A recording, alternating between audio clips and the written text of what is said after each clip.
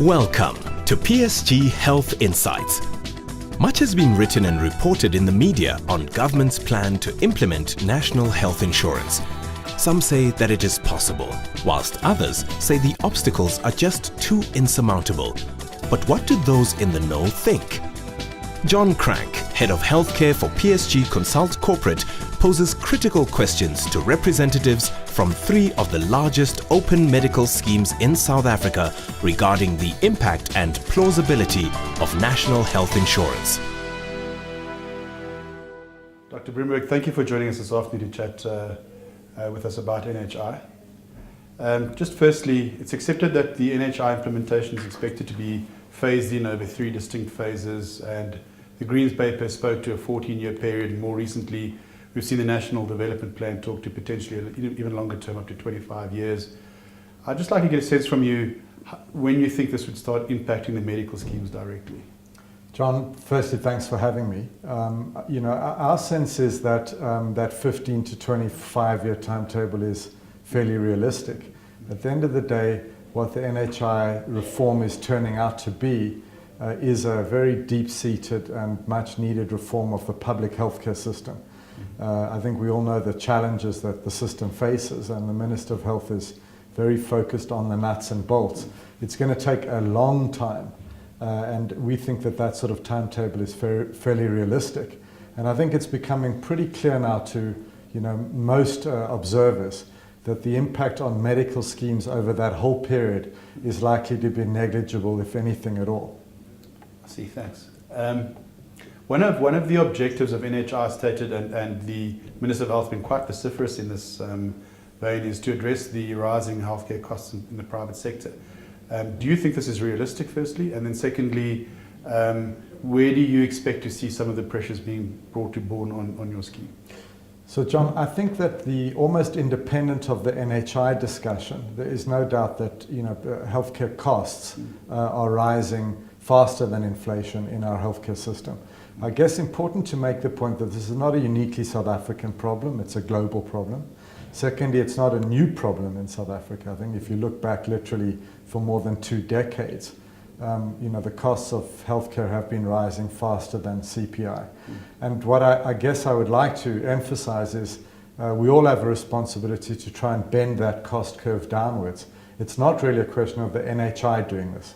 I think it is a question of the private sector needing to attend to this itself and working with the regulatory authorities so that at the time when NHI is up and ready to engage with the private sector, these cost trends are more under control. So we do believe that this needs to be attended to. I think there is a lot that can be done.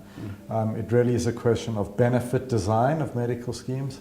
It's an important question, I think, of managed care and making sure that the right money is being spent on the right benefits and shifting away from spending on benefits that don't add clinical value. And I think I'd make also a very important point, which is that we do need to start looking at the structure of the delivery mechanisms in the private healthcare system. The first is the fee-for-service payment system. I think there's evidence from all over the world that it does in and of itself drive inflation. And we're certainly experimenting in many parts of the system in Discovery with moving away from that. So, for example, in our hospital contracts, for several years now, more than 90% of hospital admissions are out of fee-for-service completely. And we're in contracts which govern a fixed price for a particular admission. And that has changed the behavior, and it has reduced the cost escalations a lot. We need to look at that in other parts of the healthcare system too. The second, I think, on the delivery side is we have quite a fragmented healthcare system. Each doctor works alone, they're separate from the hospitals. We need to look for more teamwork, more integration, better exchange of information between all the players. And that can also assist in bending the cost curve downwards. Thank you. Then in your view, do you think NHI and medical schemes can coexist? And if so, is it more likely to be a transitory sort of arrangement, or would it be a long-term arrangement? Yeah, so there's no doubt in our minds at all that the two can coexist. And this is there's evidence of this from most healthcare systems all over the world. So if you look at some of the richest countries in the world which have very well established NHI or national health systems. They also have a strong private health insurance environment which caters for a proportion of the population that wants something more than they get from the NHI or the NHS. So two obvious examples that we're all aware of: the United Kingdom. It has an outstanding NHS, but about 12% of the British population still has private health insurance because they want either shorter waiting times in different kinds of hospitals, etc., etc. In Australia, which has an outstanding national health system as well, over 30% of the population has private health insurance. In fact, there the government encourages the citizens to take out private health insurance through giving them tax breaks in order to encourage them to do so. So we have no doubt that even when the NHI is fully developed, a meaningful proportion of our population, remember today, only 16 or 17% of the population is in a medical scheme. We don't expect that proportion to change very dramatically, even when the NHI is fully up and running. It's interesting. One of the things that the various role players in the healthcare industry have been saying is that with the advent of NHI, we're likely to see the young and healthy and also the low-income medical scheme members drop out of those medical schemes for a variety of reasons. The low income, for instance, because they're not going to be able to afford to fund via their wages, the NHI, as well as contribute towards the private arrangements.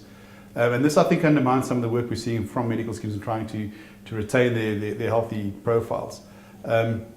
What would you think schemes will do to change their benefits in the current day and age to try to retain those members at some point in the future? Yeah, look, I think you're pointing to quite an important problem. I think we can anticipate quite a few changes. The first question I suppose one has to ask is, at what point will the NHI be a genuine competitor, to private health cover? At what point will people say, look, I'm actually willing to give up, this quite expensive purchase of my premium because I trust the public health clinics and the hospitals? I think from our point of view at Discovery Health, the sooner that comes, the better. And it may sound strange for me to say that, to be welcoming competition. But I think, as a business and the medical schemes we work with, I think none of us want to be flourishing in an environment as a result of failure in the public sector. We'd welcome healthy competition. So I think that's the first point to make. I think the second point to make is it is some way away before we're at that point. And I think that's unfortunately a reality of the situation we're living in, that it is going to be a long time before people are able to truly trust that they can give up their medical scheme premium. Having said that, I think that schemes are going to have to adjust, and I think what you will find is you may see a shift away from the more day-to-day expenditure, where people can get healthcare, hopefully from the NHI through a GP or a primary care clinic, and you'll see medical scheme benefits focusing more and more on the real critical cover, the cancer treatment that you need that costs hundreds of thousands of rand, chronic illness cover, high-cost hospitalization. So one trend of change may well be move away from sort of comprehensive cover, including day-to-day and critical, with a bit more of a shift to critical care. I think that may be one shift. Obviously, the other is you will see, I think, schemes trying more and more to do what Discovery has done over many years, which is build very strong sort of wellness component, around the medical scheme, because that's had a hugely positive effect on the health of the medical scheme membership. 2/3 of Discovery Health medical scheme members today are members of Vitality, and we see an enormous impact on the claims profile, and it has a very powerful impact on low lapse rates. So I think you could see some other products wrapping around medical schemes like that in order to retain the young and the healthy, because I think you're quite right, the likely lapse risk will come from low income and the young and healthy. I think that is a real risk. We do see that as many, many years into the future from now. Thanks. I think you've already covered to a degree with the next question I was going to ask, but and it was to talk to the presuming a successful NHI implementation. How do you think medical schemes will be configured, and would there also be some sort of tampering, for lack of a better term, with the current principles underpinning all medical schemes in that there's open enrollment and community rating? Do you think we'd have a transition into more an insurance kind of basis? I mean, it's a very interesting question, and I think we're in the realm of speculation now because it's some years away, and who can predict how the regulatory environment might change. But I do think it is certainly, if one takes a rational view of predicting the future, in an environment with a properly functioning NHI, where all citizens have to make a contribution to fund their healthcare through the NHI, the logical extrapolation of that is that the regulations that currently govern medical schemes should change quite dramatically. It should move away from open enrollment, community rating, to more like an insurance environment. Now, don't interpret me wrongly here. I'm not saying that that's what must happen. But the logical extension of an NHI is to shift to a different kind of health insurance. And certainly if you look at Britain today, there is the underpin of the NHS, free to all citizens, guaranteed access, free at the point of care. But if you want to purchase private health insurance, it's regulated like any other insurance product. It's underwritten, there's no community rating, etc., etc. So, it's hard to predict how it really will turn out. A logical flow says that that's how it should turn out. It may be a hybrid where there's the NHI and you still have medical schemes under more or less the same current regulatory framework. So some big decisions need to be taken. Again, I'd emphasize the point, I don't think you're going to see any of those changes for 10, 15, maybe more years than that. Thank you. In the recent National Development Plan, it was referred to that for the successful implementation of NHI somewhere down the road, it was going to be critical for successful public-private partnerships to be formed. And I think a lot of the thinking goes around, well, how did the service providers do this? But I think there's a role potentially that the medical schemes can play too, and I'd be interested to hear where you are with regard to that. Right. So look, I think the concept of using the incredible assets and expertise and skills in our private healthcare system to further help and develop the NHI is an obvious one. And I think any sensible person would say we must do as much of that as possible. We've unfortunately made very slow progress with that over recent years, but it's a must-have, and we must do it. Private healthcare in this country, notwithstanding some of its problems, is an incredible asset in this economy. It provides world-class healthcare. We have some of the best doctors and hospitals in the world. We get access to surgery, to CAT scans, MRIs, almost immediately. And it's as good or better than you can get anywhere in the richest countries. And even though the costs are high, they're not high by comparison with many of those international healthcare systems. And that private sector has built over the years great expertise and a tremendous ability to contribute. As you said, doctors and hospitals could provide healthcare services. Radiology and pathology could serve, NHI patients. From a medical schemes point of view, I think we've got a number of areas of expertise and assets that could find a role immediately. I'll give you a couple of examples. I mean, one of them is, claims payment systems, which have been built up over decades. We handle, so 150,000 claims a day in our system alone. I think if you look across the big administrators, there's enormous capacity. There's world-class risk management and actuarial capability, which an NHI will need. How do you negotiate with hospitals? How do you monitor what different health providers are doing? How do you prevent fraud? There's a risk, I think, that this could all be reinvented from zero, but there's tremendous expertise already. I can go into more detail about the different systems and expertise, but I think the one point I'd like to make is that certainly from us in Discovery Health, we've said to the government, and we continue to say, we would be delighted to make those assets available, really at no cost. We don't see here a business opportunity. We see an opportunity to build the national system, and we would like to make those available. The Health ID platform that we recently put out, which provides an electronic health record to doctors treating Discovery Health members, would have a huge place in an NHI. You couldn't use it exactly as it's currently written, but the basic structures and concepts could be rolled out in an NHI, and that's just another example. That's very interesting. Just to wrap up, then, as far as the NHI goes, obviously a lot of detail still required, but definitely a role to be played, and perhaps to the extent that we'll be allowed to by the authorities in a systematically implemented NHI going forward over many years. Moving away from NHI, I'm interested to hear from your perspective what the current major threats are, and perhaps just a couple, and how they're being addressed by the scheme. So you're saying threats to the medical schemes? To the medical schemes, yeah. I mean, I think threats is a strong word, John, and to be honest, we don't see any dramatic threats. I think I would say we see some quite important challenges, which we're dealing with every day, and we see them, sort of as medium to long term as well. One of them, as we were saying earlier, is definitely cost.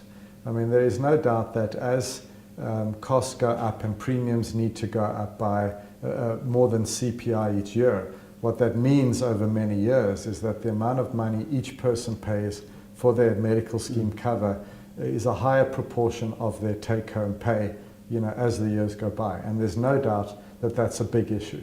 Now, again, it's not a South African issue, it's a global issue, it's true everywhere. But we feel very challenged to try and bend that cost curve, and we're working all over, through product design, through improving risk management, through tackling fraud very hard. In a way, it's not a problem that has one diagnosis and therefore one treatment. It's a kind of multi-pronged set of challenges, and it needs a very complex set of solutions. But I would say one real challenge is cost. I would say a second, to be honest, is complexity. The way the regulations are designed forces medical schemes actually, unfortunately, to be very complex in their design. And the combination of the regulations and the cost pressures mean that these products actually get more complicated rather than more simple every year. And we're acutely aware of the challenges of helping our members understand the cover they've bought, how to get the best out of the cover they've bought, how to avoid co-payments. So we know what we want to do. Getting there, I think, is very, very difficult. But we know a few things. The one thing we know is that medical scheme cover is a high advice product. It needs brokers, needs consultants. Our members need advice. And one of the messages we give very clearly to our members and to the employers who employ them is, please make sure you're engaged with a competent, skilled broker who can give you best advice and who can look around the market and make sure you've got the best products out there. So we know that. The second thing we know is that we can communicate better, use YouTube, digital media, mobile, just what you're doing here with this podcast, and to try and get the message out in a slicker, easier way. And of course, we're working hard to try and simplify the products as much as we can, but as I said, it's easier said than done. Thanks for that. One of the things that I think we've seen has worked well with in your scheme particularly as well is to set up some sort of tariff arrangement, designated service providers. And I'd like to get your sense on your members at Discovery's ability to be able to access their providers, and then also from a secondary point of view, your ability to be able to negotiate, particularly in the current environment where we have a complete lack of any tariff regulatory framework, where you see that going. Right. So I think we took a view already going back 6 years now, when that process in which medical schemes used to sit down each year with the representatives of the doctors and negotiate a tariff. When that went out of the window, partly as a result of the intervention by the Competition Commission, we took a view back then which said, look, what we need here is we need to set a rate for the medical schemes that Discovery Health manages. We call that the Discovery Health rate. We always took the view that that rate should be very closely linked to CPI. In fact, it should track CPI almost identically. And then we took a view that said we need, over and above that rate, to offer to different doctor groupings, depending on whether they were GPs or specialists, a premium above that rate, at which they would be happy to contract with the medical scheme and not to charge anything extra to the member. So we call those rates direct payment arrangements. So these are now 6 years old in the Discovery system. And as of today, around 90% of all our members' contact with GPs and specialists are within one of those contracted payment arrangements. So that means, it's only 10% of members who are experiencing co-payments. We always have respect to the rights of doctors and members not to contract with the medical scheme. So 10%, a bit more in some disciplines of doctors, opt not to contract with us. That's their right. And we inform our members, all the time that whenever they've got the opportunity, they should look for where a doctor is contracted with us, and there is extensive coverage. It still does mean, of course, if you have a life-threatening emergency, that's always covered in full because of PMB legislation. Yeah. And we have situations where members are not in an emergency and do choose to use a non-contracted provider. That's their choice, and that's fine. There are certain friction points. I think it's important to understand those. So we can do as much as we can to inform a member before they have their procedure.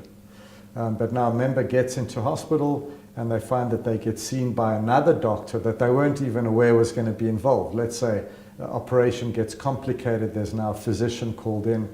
The member doesn't really get the choice, is this physician covered or not under the payment arrangements of Discovery? So we're trying to fine-tune those last gaps, but the general approach has worked very well. It's meant that Discovery members are covered, and it's meant that our schemes have had no issues with PMBs, like many of the other medical schemes are screaming and shouting about, that doctors are ripping them off because they're saying things are PMBs and then charging 300%, 400%, 500%. We've seen none of that. We've seen a sort of very disciplined, systematic approach that's now got 6 years of track record, and it has worked remarkably well. That's very encouraging news for the Discovery members, Johnny. Thanks. Just in conclusion, do you have a parting message for the employers watching this podcast from Discovery? Yeah. So look, I think that one of the important messages is there's often quite a lot of noise and heat and so on around the private healthcare system. I think it's important for employers, particularly, and for brokers who are advising individual scheme members to help people focus on the real choices they have to make. And I think what they need to understand is where's the best value for money cover. Think about the rainy day. One of the difficulties, I think, for all of us involved with medical scheme members is that in any 1 year, 80% of members will pay more in premium than they claim. And they'll kind of end the year thinking they got a bad deal.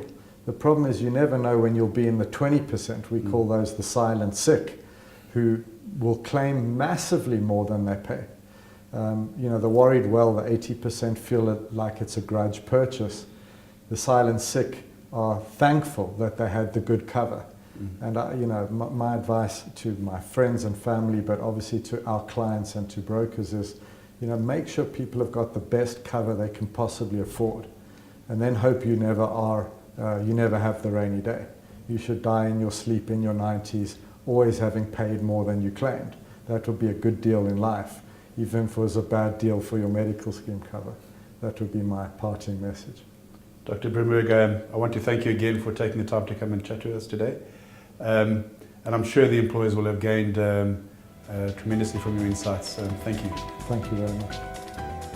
The full implementation of national health insurance is perhaps not something we will see in the next 20 years, but it is clear that some form of a public-private partnership is required to ensure that the desired outcome of the proposed NHI system is reached.